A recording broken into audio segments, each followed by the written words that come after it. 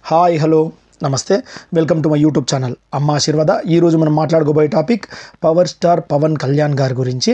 పవన్ కళ్యాణ్ గారు ఏ పని చెయ్యాలన్నా ఎంత చిత్తశుద్ధితో చేస్తారనేది అందరికీ తెలిసిన విషయమే.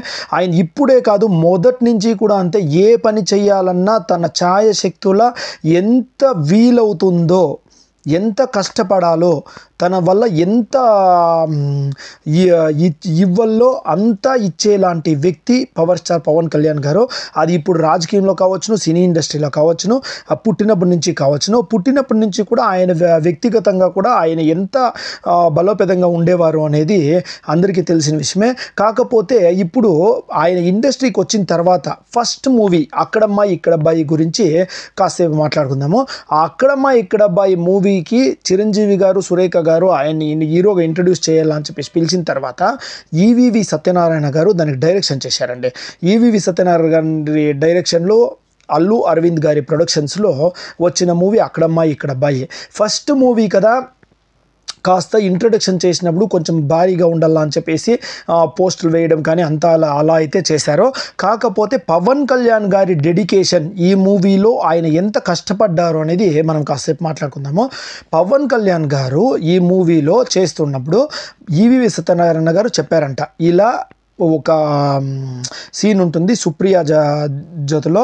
సుప్రియ వచ్చేసి మీ దగ్గర బెట్టింగ్ వేస్తుంది, ఇలా కార్లు ఎక్కించుకోవాలి అని చెప్పేసి, ఇలా చప్పడీలు కొట్టించుకోవాలి అని చెప్పేసి చెప్తారు. ఆ సీన్ ఉంటుంది. మీరు ఇలా చేయండి, ఇట్లా కూర్చుంటే కెమెరా వచ్చేసి కొంచెము బ్యాక్ సైడ్ నుంచి కవర్ చేస్తాము, మీ వేలు ముందర కార్లు పోతాయి అని చెప్పేసి. దానికి పవన్ కళ్యాణ్ గారు ఒకటే అన్నారంటండి, అయ్యలేదు, ఏమన్నా చేస్తే పర్ఫెక్ట్గా చేయాల, పర్వాలేదు, నా వేలు పైన పోనివ్వండి కారులో అని చెప్పేసి.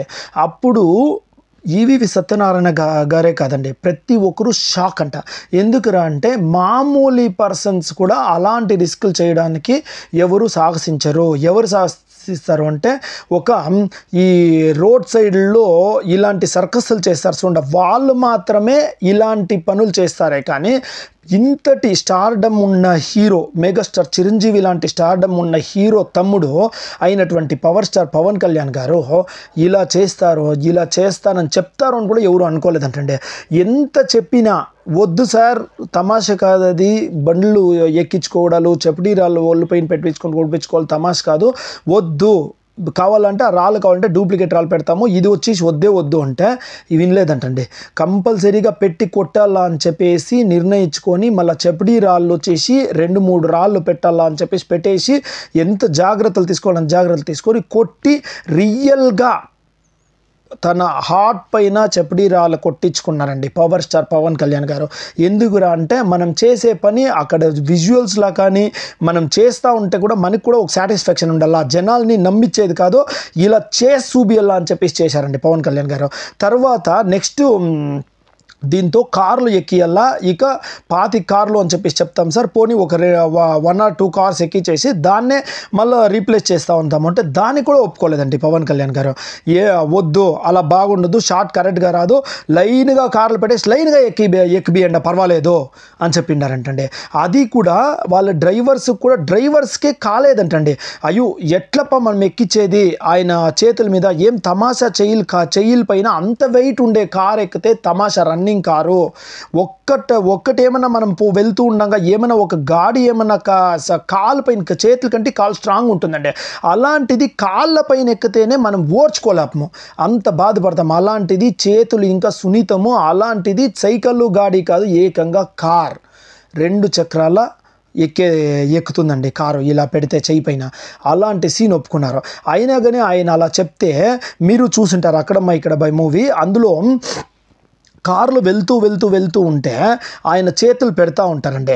వాళ్ళకే డ్రైవర్స్కి అయినంత వరకు కొంచెం కార్నర్స్లో పోదాము అంటే సాక్షాత్ ఇక్కడ ఎక్కిపించుకుంటారండి. ఇంకా చెయ్యి ఆ కార్ పొజిషన్ చూసుకొని వాళ్ళు ఆపకపోతూ ఉంటే పవన్ కళ్యాణ్ గారు వద్దు, షార్ట్ బాగా రావాలా, మనం చేసే పని నిక్కచ్చిగా కరెక్ట్గా చేయాలి, అది మనకేమైనా పర్వాలేదు, చేసే పని మాత్రం పక్కగా చేయాలని చెప్పేసి ఇంకా ముందుకు పెట్టి మరి ఇక్కడ ఎక్కిపించుకుంటారండి. మీరు ఎవరైనా అకస్మాత్ అక్కడమ్మ ఇక్కడబ్బాయి మూవీ కన్నా చూడకపోతే చూడండి, కార్ డ్రైవర్లు ఇంకా అట్లు పోతా ఉంటేనా పవన్ కళ్యాణ్ గారు అడ్జస్ట్ చేసుకొని మరి కరెక్ట్గా ఇక్కడ లేదా ఇక్కడ ఎక్కిపించుకుంటారండి. That is Pawan Kalyan. ఆయనకి ఏ వర్క్ చేసినా అంత నిక్కచ్చగా అంత పర్ఫెక్ట్గా చెయ్యాలా అనుకునే ఒక వ్యక్తి పవన్ కళ్యాణ్ గారు. తర్వాత ఎన్ని రోజులు బాధపడ్డారో తెలియదు కానీ ఆయనని కొందరు ఒక మాట అన్నారండి. ఏంట్రా అంటే, ఓ ఇదంతా డూపో ఏమన్నా చనలే కెమెరా గ్రాఫిక్స్ చేసింటారే కానీ అలా చేయడం కుదరదు, అలాంటి వ్యక్తిపై అలా చేయడం అనిందనుకో. అది పవన్ కళ్యాణ్ దృష్టికి వెళ్ళగానే ఆయన మళ్ళీ చూడండా నేను చేసి చూపిస్తాను ఇది రియల్ అని చెప్పేసి మళ్ళీ తర్వాత ఒక ప్రోగ్రామ్ కన్సల్ట్ చేసి చప్డీలు కొట్టిపించుకోవడాలు, పెంకులు పగలు కొట్టడాలు అంతా నేను ఏమి చేసినా రియల్గానే చేస్తారు, నా ఉత్ యాక్టింగ్ అని చెప్పేసి గ్రాఫిక్ వర్క్ అంతా నేను వాడను, గ్రాఫిక్ వర్క్ కాకుండా రియల్గా చేస్తానని చెప్పేసి మళ్ళీ నిరూపించారండి పవన్ కళ్యాణ్ గారు. తర్వాత తమ్ముడు మూవీలో కూడా సేమ్ రిపీట్ అయింది. కాకపోతే అన్ని కార్లు కాదు కానీ కొన్ని కార్లు అయితే ఎక్కించడం జరిగింది. మళ్ళానక చాలా విజువల్స్ అయితే జరిగింది. తమ్ముడు ఫిలింకు బాక్సింగ్ అనే కొందరికి ఆయన రియాలిటీగా ఉండల్లా, నాకు కరాటే తెలుసు కానీ బాక్సింగ్ నాకు తెలియదు అని చెప్పేసి ఒక 2-3 months టైం తీసుకుని మరీ బాక్సింగ్ నేర్చుకుని మళ్ళీ తమ్ముడు ఫిల్మ్లో చేసినండి. అది పవన్ కళ్యాణ్ గారు అంటే. ఆయన ఏం చేసినా చిత్తశుద్ధిగానే చేస్తారండి. అది ఫిలిమ్స్లో కావచ్చును, రియల్ లైఫ్లో కావచ్చును, రాజకీయాల్లో కావచ్చును, ఎక్కడైనా కానీ పవన్ కళ్యాణ్ గారు ఏది చేసినా చిత్తశుద్ధిగా పర్ఫెక్ట్గా చేస్తారండి.